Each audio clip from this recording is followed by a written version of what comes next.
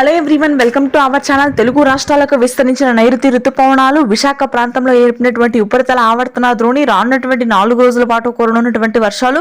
వివరాల్లోకి వెళ్దాం. ఏ జిల్లాల్లో వర్షాలు పడతాయి, వాతావరణ పరిస్థితులను తెలుసుకునే ముందు మీరు ఇంకా మన ఛానల్ కనుక సబ్స్క్రైబ్ చేయనట్లయితే వెంటనే సబ్స్క్రైబ్ చేసి పక్కన ఉన్న బెల్ ఐకాన్ని క్లిక్ చేసేయండి.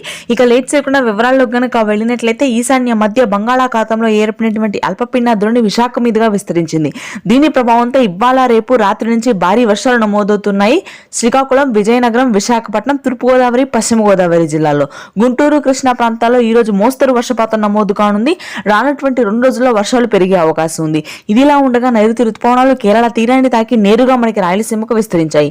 దీని ప్రభావంతోనే చిత్తూరు, కర్నూలు, కడప ప్రాంతాల్లో మొదటిగా వర్షాలు నమోదయ్యాయి.